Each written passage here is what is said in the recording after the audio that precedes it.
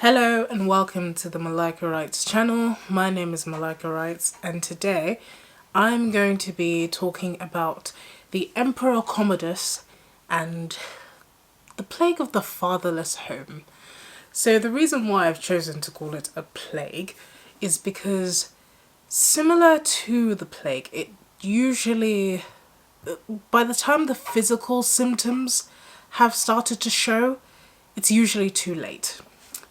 So, just to introduce this person to you, I was recently watching Gladiator, and it's a very good film, very famous film, but one thing that struck me more than the other times that I've watched this movie is the character of Commodus. So Commodus is actually based on a real person, and that was Emperor Commodus of Rome. He was the son of the famous Roman Emperor Marcus Aurelius. So not only a famous emperor, but also a famous philosopher. So, as you might expect, as you might expect, Commodus had a lot to live up to. It was not easy growing up as a child of such a famous and well-loved emperor. So, Commodus was mostly raised by the women of his household, by servants or what they called slaves, and this is because his father was away at the war front. There was a lot of wars happening on the borders of Rome, in Germania, and on that front there was, I think, the conflict was essentially a decade long, I think. And so he was really not brought up by his father, which wouldn't have been rare, but the extra absence of having his father being at the war front really created this chasm in Commodus's life. And it showed up. In the movie, what's really interesting is that Commodus is summoned by his father to the war front to essentially aid. In the movie, he's summoned at the end of the war, like the war's been finished and he just arrives. But in real life, he was summoned while the war was still very much going on, and actually it's Commodus who ends the war with a treaty. But in the movie, he just shows up when the war has been won by his father and Maximus, who is the main character of the Gladiator movie. So, what I want to sort of focus on is how fatherlessness showed up in Commodus's life and sort of the consequences that it had in his life, and also because he was the emperor, what it did to the realm, essentially. So, Commodus was described as being a very ruthless emperor. He was not friendly with the Senate. His father was a very skilled politician, so not only was he a great philosopher, a great emperor in general, who was famous for sort of giving money to the public, but he was also really good at navigating the Senate. So the Senate was a body of 600 elite men who essentially acted as the government, because Rome at the time of Marcus Aurelius had a population of 50 million across the entire empire. So one man cannot govern that many people. So the senators were very powerful because they could govern they did govern parts of Rome, and the emperor needed them in order to keep peace. So Commodus grew up in the shadow of this very magnificent figure, because Marcus Aurelius was a beloved emperor in his day, not just afterwards. We still read his works today, but even back then he was considered he was a revered character. So, and that comes across in the film as well. When we look at the life of Commodus, he led a life of debauchery. He would drink a lot, womanize. He wasn't really he wasn't a good politician, which an emperor had to be. The Senate was not only a powerful ally, but also a very dangerous enemy, because as we've seen with Julius Caesar, who was stabbed to death by the senators, the death of the emperor was not an uncommon thing. And betrayals from the Senate were not uncommon. So you had to be a good politician. You had to know how to navigate that sphere. And Commodus didn't know how to do that, and that actually led to his eventual downfall. So the first sign of fatherlessness that we see in Commodus's life is debauchery. He was not a man who was disciplined. It's one thing to have a certain ideology that you can be free and sort of do what you want to do, but that doesn't make you exempt from the consequences of your actions. And people who lead debaucherous lifestyles, usually that is a symptom of a lack of boundaries. We've talked about this before in previous videos, but I have said that the father represents boundaries. So if there's no father, you have no boundaries. And this is what we see with Commodus's life. Commodus was actually the only Roman emperor to die as a gladiator in the arena. So that lack of boundaries actually caused his death, because being a gladiator was extremely dangerous. And the emperor knew, not only did he know that he couldn't engage in that sort of fight, that sort of combat, but also the emperor knew that his death left a political vacuum that could actually lead to the death of his entire family. So to put himself in that sort of position of risk was very reckless of Commodus, and a clear sign of a lack of boundaries.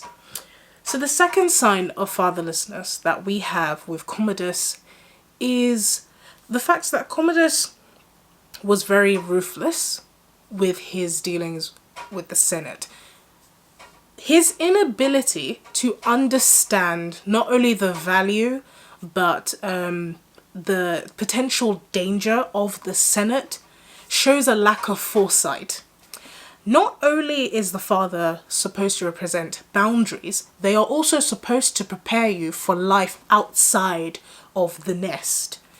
And one symptom of fatherlessness is an inability to properly assess and take serious the threats outside.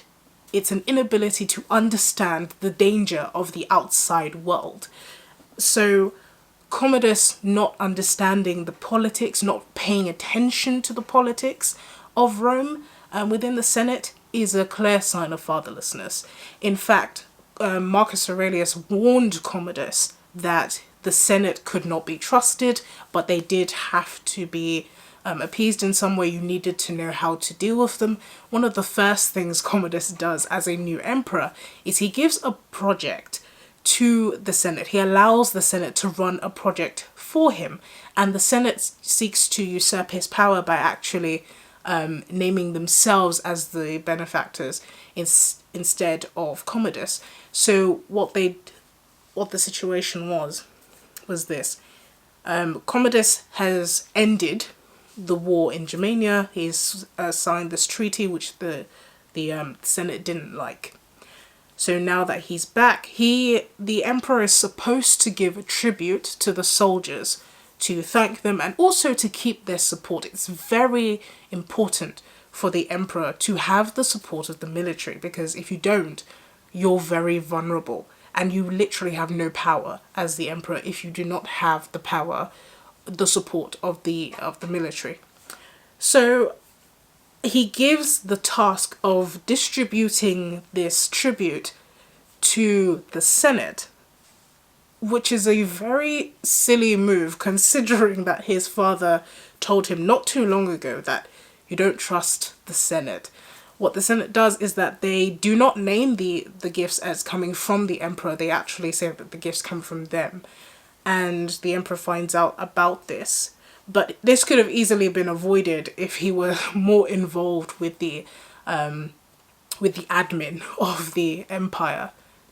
But by being irresponsible, which is another sign of fatherlessness, but by being irresponsible and delegating that task to the Senate, whom he knows cannot be trusted, he actually puts himself in a scenario where he has to get the Senate back, which leads to more dislike between the two parties, between the emperor and the Senate, which is never a good thing. You don't want the Senate to use you, but you don't want them to hate you.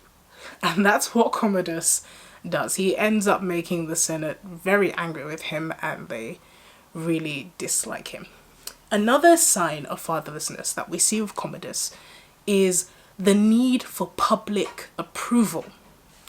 So one of the first things, I'm really sorry if you can hear that flapping sound. It's really windy in London right now, and I think that's my letterbox that's just making all that noise. Commodus was very popular because he made the gladiator games more extreme, and he always had these games going on, and he also taxed the Senate for these games, which led to more dislike from the Senate, but also led to the approval of the people. He was very much about paying attention to the people and having the approval of the people. And this obsession with public approval is actually one of the things that led him to go into the arena himself, which I've previously explained was a very silly decision. And it ultimately led to his death. As a villain in the movies, Commodus is not a villain that you cannot sympathize with. He is a villain that actually tugs on your heartstrings. And I think a lot of people in society, especially today with the rates of single motherhood and the rates of children born out of wedlock rising, I think a lot of people will relate to that. I also think that his descent, I won't call it into madness, but I think that his end was somewhat inevitable. I of course believe in accountability and free will, and I do not think a particular path is completely set in stone, but there are paths that once you go down them, it's very difficult to turn around. And I do think that with such a grandfather, with such a high standard that he was always measured against, and without the actual guidance of that grand figure, it would have been very difficult for Commodus to be anything other than what he was. And for a lot of historians, they will agree that Commodus was the beginning of the end of the Roman Empire. He had a lack of concern for tradition. He employed the sons of freedmen, former slaves, into his cabinet, and to a liberal modern audience, that sounds like a great thing. But if you understand the politics of the time, it made his position very dangerous. And it was irresponsible because the Roman emperor had to understand that if he fell, his entire family could be wiped out. It wasn't just him. It wasn't just his policies. He had to think of Rome. He had to think of those closest to him. It was an immense pressure, and Commodus was not equipped to handle it. And I think that's one of the tragedies of his reign and his end. So I would challenge you to watch the movie again and to see whether you could see some of these signs, and if you could see any more, let me know what you think in the comment section. I would be very glad to hear your opinions. So thank you very much for watching this video. I hope you've enjoyed it. I hope it's given you a lot to think about. I hope you have a lovely day. This has been the Malika Writes channel.